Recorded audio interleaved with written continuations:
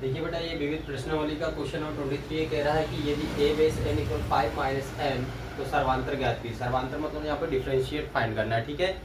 यहाँ पे आपका क्या गिवन हुआ है कि यदि a बेस n इक्वल आपका हो जाएगा 5 माइनस 11 बेस n, ठीक है। ये आपका a बेस n की वैल्यू दी गई है, ठीक है। तो आपको सर्वांतर ज्ञात करना है। इसमें क्या करते हैं, सीधे सीधे आप लिखिए, फार्मूला होता है इसका।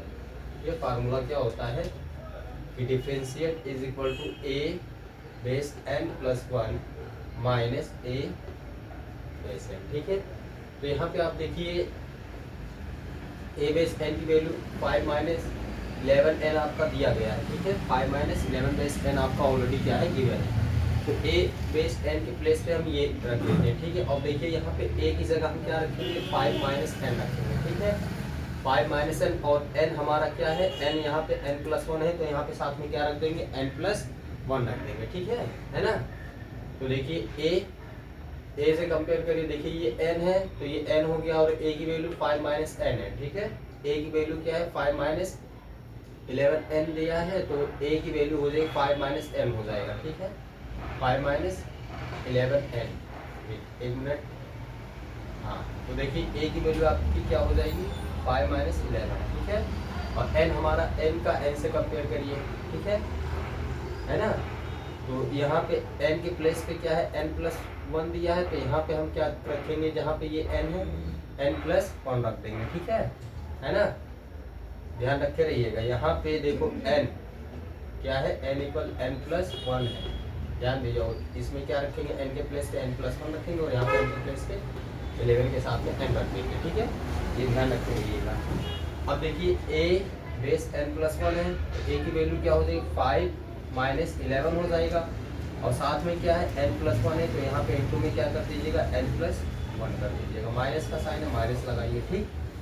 अब a बेस n की वैल्यू क्या है, माइनस क्या है, a n है, तो a बेस n की वैल्यू क्या है, 5 माइनस 11 n हो जाएगा, ठीक। ध्यान दीजिएगा, देखो डिफरेंशियल इज इक्वल टू हो जाएगा 5 माइनस 11 से इसमें इंटू कर दो, माइनस 11 n हो गया, माइनस 11 से 1 में हो जाएगा, तो माइनस का क्या हो जाएगा, माइनस 11 हो जाएगा, ठीक। 11 से n में करोगे माइनस 11 n हो जाएगा, और माइनस 11 से प्लस 1 में करोगे माइनस का 11 हो जाएगा, प्लस माइनस माइनस हो जाएगा। अब ये देखो माइनस का क्या हो जाएगा, 5 हो जाएगा, और माइनस प्लस माइनस क्या हो जाएगा, माइनस माइनस प्लस हो जाएगा, प्लस 11 हो जाएगा, ठीक है।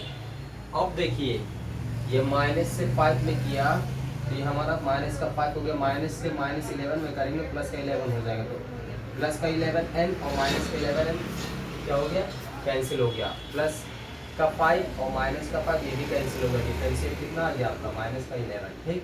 तो ये डिफरेंशिएट क्या हो जाएगा, माइनस का 11 हो जाएगा। फिर से देख लीजिए, ये आपको दिया यदि a base n equal 5 minus 11 तो सर्वांतर ज्ञात कीजिए, तो इसका एक फार्मूला होता है, ठीक। फार्मूला क्या होता है, जब सर्वांतर ऐसे कंडीशन में फार्मूला आपका होता है a base n plus 1 minus a base n, ठीक।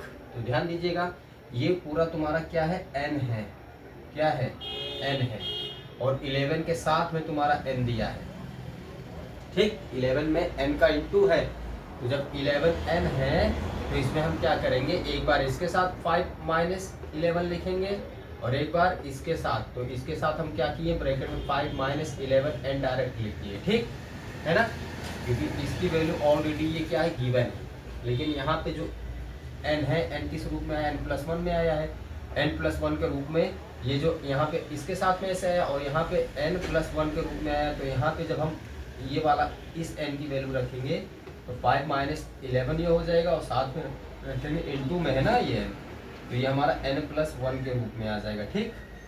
और माइनस यहाँ पे जो पहले का रूप है वो वही रहेगा, ठीक। अब इसको अगर हम सॉल्व कर लेते हैं तो हमको माइनस 11 ये मिल जाता है, ठीक है बेटा, समझ में आ गया कि नहीं, है ना, ठीक। ओके, थैंक यू बेटा।